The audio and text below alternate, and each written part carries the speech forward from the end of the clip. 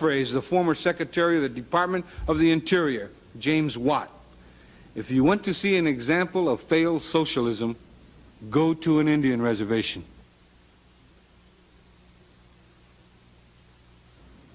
The poorest and richest reservations in our nation. I paraphrase the former Secretary of the Department of the Interior, James Watt. If you want to see an example of failed socialism, go to an Indian reservation.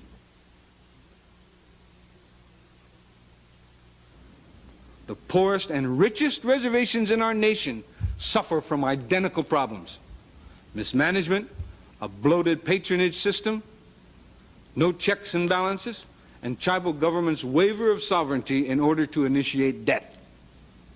This is not anything new. This is an everyday occurrence in all tribal governments.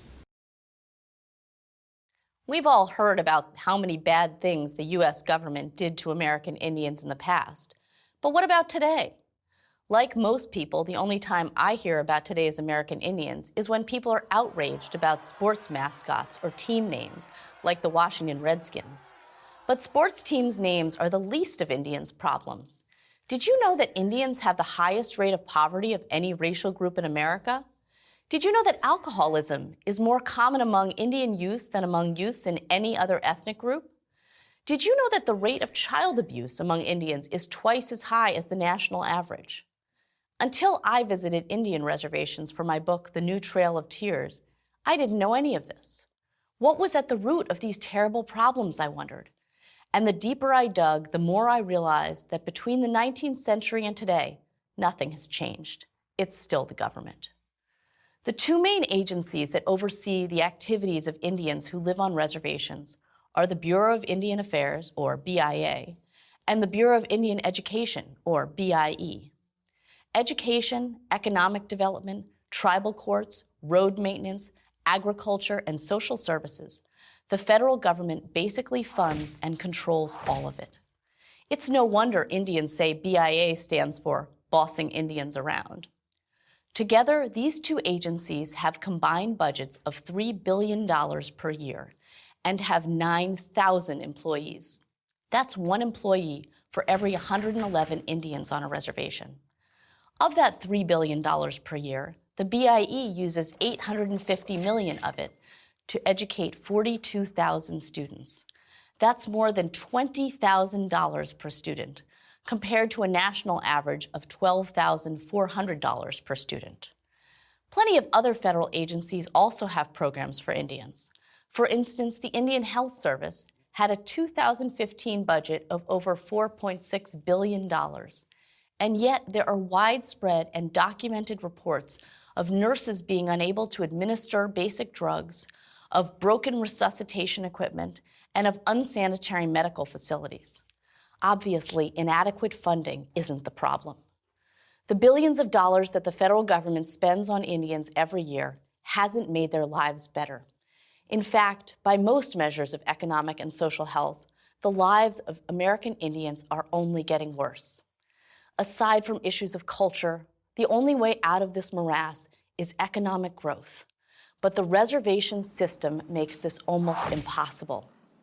Following a series of treaties and laws over many decades, some well-intentioned, some not, the federal government decided to hold Indian land, quote, in trust, in order to prevent non-Indians from ever buying that land. But other than Indians, the only people who have things held in trust for them are children and the mentally incompetent. Can anything better illustrate the low regard the government has for American Indians? The awful consequence of this land trust is that Indians can't sell their land, which means they can't use it the same way other Americans do. For example, as collateral to get a loan to start a business. What bank would lend to landowners who don't own their land? The other effect of this absurdity is that Indians can't develop this land that they don't own. Indian reservations contain almost 30% of the nation's coal reserves west of the Mississippi, 50% of potential uranium reserves, and 20% of known oil and gas reserves. Those resources are estimated to be worth nearly $1.5 trillion. But the vast majority of Indian lands with natural resources remain undeveloped because of federal regulations. For instance, for Indians to get permission to mine for coal on Indian land requires 49 steps spanning 4 federal agencies. Each of these 49 steps can take months or years to be approved. There are so many government regulations that just to apply for a permit to dig a hole cost $6,500. Is it really any wonder that this community is mired in poverty? So what can be done? For starters, end the trust system. Let Indians do what they want with the land they own. Get the massive federal bureaucracy out of the way. Give American Indians the opportunity to embrace the same thing that has lifted millions of other people out of poverty and into the middle class: free enterprise.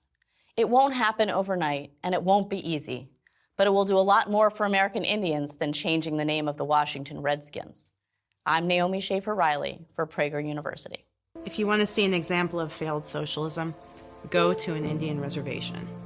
To those of you who would say that this country is better going in a direction of pure socialism, I ask you as a Native American, you've already placed us on reservations. Why place the rest of the country on one? My name is Michaela LeRae. I was born in Bishop, California, and I'm a member of a Southern California Native American tribe.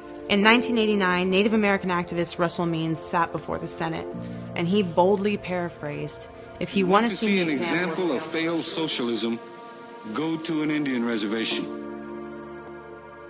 If you go to Indian reservations these days and in the past, you will see impoverished reservations living in third world conditions, and they are a product of a dependent lifestyle, dependent on a government to appropriate funds correctly to them. That is what socialism is. That is where socialism will take us, and it will create a dependent society to where we have no independence anymore on what we can do and what we can't do. The government programs that are in place now to help the Native American, they didn't even need to be there in the first place. If they had let us keep our land and let us keep our way of life, we could have flourished as a people. But instead, the government thought it was best to place us on reservations and strip all of our freedoms away, one by one. And now we are dependent on those programs. Many of us have become addicted to the federal wallet. We sit and wait for the whims of appropriations from Congress, and unfortunately, that's killing us. To increase the tens of billions of dollars that we already have going towards Native American programs, which there are a lot, how would that solve anything at this point? These programs have been in place for a long time, and yet we still can go to a reservation today and ask them if they have running water. No. Electricity? No. Sewage? Quality health care? Quality education? All of these things are missing. So how much more money and how many more programs do we need before we find our self-determination and start fixing these things on our own? Government programs, more programs, that's not the answer. The answer is independence in every way of life for us, for my people. It's something that we need to tackle to remain an asset to this country. Indianpreneurship means that we promote a lifestyle of entrepreneurship for the Indian. Examples would be in Oregon, where 4 tribes have banded together to create a nonprofit fund to promote business plans and knowledge on creating business.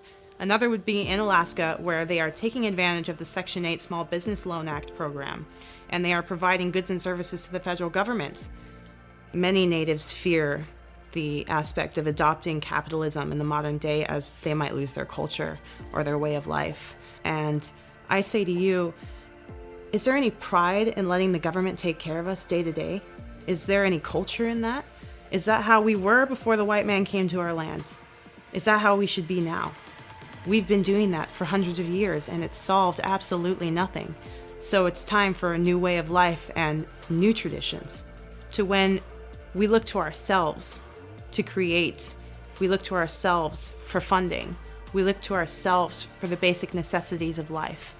So to those of you who would say that this country is better going in a direction of pure socialism, I ask you as a Native American, you've already placed us on reservations. Why place the rest of the country on one?